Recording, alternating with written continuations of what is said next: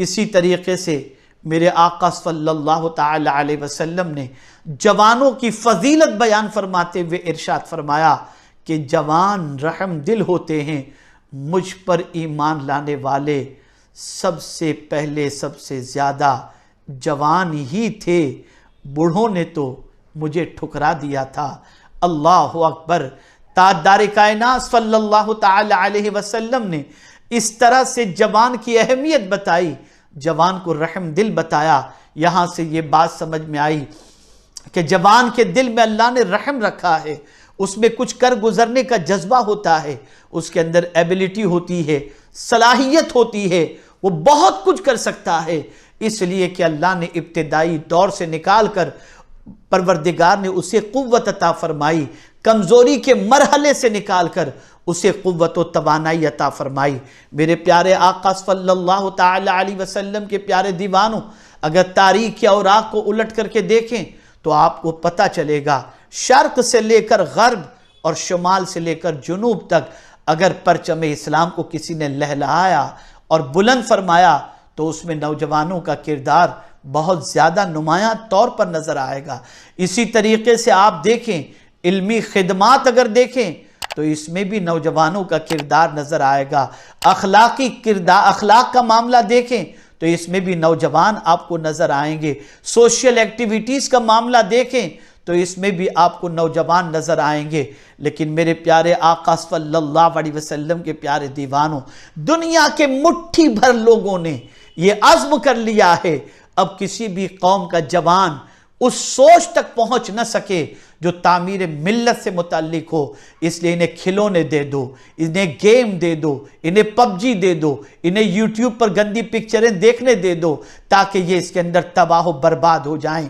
लेकिन ए रसूल आज़म सल्लल्लाहु अलैहि वसल्लम के दीवानों, हमें होश में आने की ज़रूरत है, हमें तारीख़ को पढ़ने की ज़रूरत है, हमें असलाफ की ज़िंदगी के मुताले की ज़रूरत है। अल्लाह अकबर। रसूल आज़म सल्लल्लाहु अलैहि वसल्लम के चहीते सहाबी हज़रत मुआज़ बिन जबल रज़ियल्लाहुल मौला तबारक व तआला अन्हु, जलीलुल क़द्र सहाबी, हलालो हराम के माहिर सहाबी, अल्लाह अकबर। इनके मकाम को देखो। आपका विसाल कब हुआ जानते हैं आप? उन फवाने शबाब के अंदर 33 साल की उम्र के अंदर आप इस दारे फ़ानी से दारे बका की तरफ कुछ कर गए। इस तो पैगम्बर रहमत सल्लल्लाहु अलैहि वसल्लम ने फरमाया, मुआज़ अल्लाह से डरते रहना, तक़वा इख्तियार करना, तक़वा तुम्हें मुझसे करीब कर देगा। ये एक इरशाद एक जवान को रहमत आलम सल्लल्लाहु अलैहि वसल्लम दे रहे हैं। यहाँ से ये बात समझ में आई कि दुनिया का हर मुस्लिम नौजवान अगर ये चाहता है कि उसे पैगम्बर रहमत सल्लल्लाहु अलैहि वसल्लम का कुर्ब क़यामत के अंदर नसीब हो जाए, तो उस नौजवान को अल्लाह से डरते हुए अपनी ज़िंदगी गुजारनी पड़ेगी, अल्लाह की इताअत में ज़िंदगी गुजारनी पड़ेगी, गुनाहों से अपने रिश्ते को तोड़ना पड़ेगा और अपनी ज़िंदगी को कानून इलाही और कानून रसूल सल्लल्लाहु अलैहि वसल्लम का पाबंद बनाने की कोशिश करनी पड़ेगी। आइए हज़रत मुआज़ बिन जबल रज़ियल्लाहु ताला अन्हु के हवाले से समाअत फरमाएं। हज़रत अबू इदरीस खौलानी रहमतुल्लाह ताला अलैह फरमाते हैं, दमिश्क की जामा मस्जिद के अंदर जब मैं पहुंचा तो क्या देखा कि मुख्तलिफ इल्म के हलके लगे हुए। अल्लाह अल्लाह, क्या मंजर था, क्या दौर था कि मस्जिदों के अंदर इल्म के हलके लगते थे। नौजवानों का जब में गफ़ीर हुसूल इल्म के अंदर लगा रहता था, ये हमारा सुनहरा माजी था। हज़रत अबू इदरीस खौलानी रहमतुल्लाह ताला अलैह फरमाते हैं, हलके लगे हुए थे और दूर एक खूबसूरत नौजवान जिसके दांत मोतियों की तरह चमक रहे थे, वो बैठे हुए थे। और जब किसी मसले में कोई उलझन होती तो लोग उनके पास जाते और उनके पास जाकर तशफ़ी हासिल करके आते। मुझे हैरत हुई और मैं उस नौजवान की किस्मत पर रश्क करने लगा कि अल्लाह अकबर, ये कितना अजीम नौजवान है कि हर कोई मसले में उलझता है तो उसकी तरफ रुजू करता है। हज़रत अबू इदरीस खौलानी रहमतुल्लाह ताला अलैह फरमाते हैं कि मेरे दिल में उनकी मोहब्बत पैदा हुई।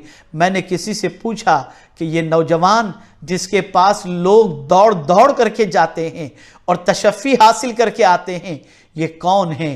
बताने वाले ने बताया ये रसूल आज़म सल्लल्लाहु अलैहि वसल्लम के अजीम सहाबी हज़रत मुआज़ बिन जबल रदी अल्लाह तआला अन्हु हैं। अल्लाहु अकबर। हज़रत मुआज़ बिन जबल के हवाले से जब हज़रत अबू इदरीस खौलानी रहमतुल्लाह तआला अलैह ने सुना, दिल में ख्याल पैदा हुआ कि मेरे दिल में जो इनकी मोहब्बत का चिराग रोशन हुआ है, मैं कल सुबह जल्दी आ जाऊंगा मस्जिद में और जल्दी आकर इनसे मुलाकात करके अपने दिल में उनकी जो मोहब्बत है उसका इजहार करूंगा। अल्लाह अकबर। सुबह का इंतज़ार करने लगे। सुबह जब हुई तो हज़रत मुआज़ बिन जबल पहले ही से मस्जिद में तशरीफ़ फरमाते। हज़रत अबू इदरीस खौलानी रहमतुल्लाह तआला अलैह मस्जिद में तशरीफ़ ले गए तो हज़रत मुआज़ बिन जबल को पहले पाया और नमाज में मसरूफ़ पाया। जब हज़रत मुआज़ बिन जबल नमाज से फारिग हुए तो हज़रत अबू इदरीस खौलानी रहमतुल्लाह तआला अलैह ने अर्ज़ किया, ए अल्लाह के रसूल सल्लल्लाहु अलैहि वसल्लम के सहाबी, मुझे आपसे मोहब्बत हो गई है। अल्लाह अकबर। इतना सुनना था कि हज़रत मुआज़ बिन जबल ने फरमाया, क्या कहा?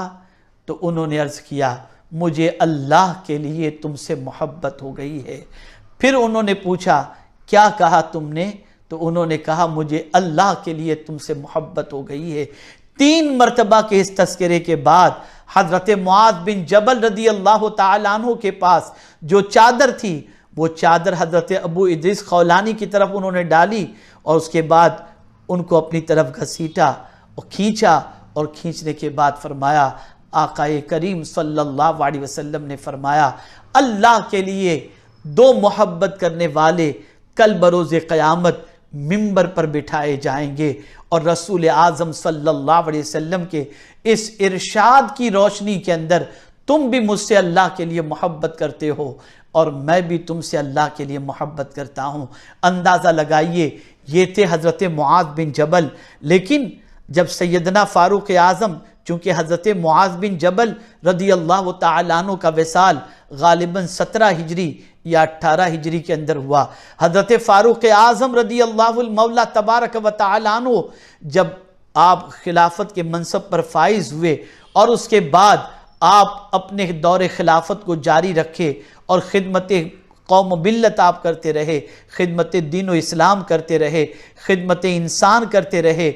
और जब एक वक्त आया कि आपकी सेहत ख़राब होने लगी और ऐसा महसूस होने लगा कि आपकी ज़िंदगी के अय्याम अब मुख्तसर रह चुके हैं, तो हज़रत फ़ारूक आज़म रदी अल्लाहुल मौला तबारक व तआला अन्हु से पूछने वाले सहाबा में से किसी ने पूछा कि आपकी ज़िंदगी का दिया अब चंद लम्हों तक है, आप किसी को अपना खलीफा नामज़द कर जाएं तो कुर्बान जाइए।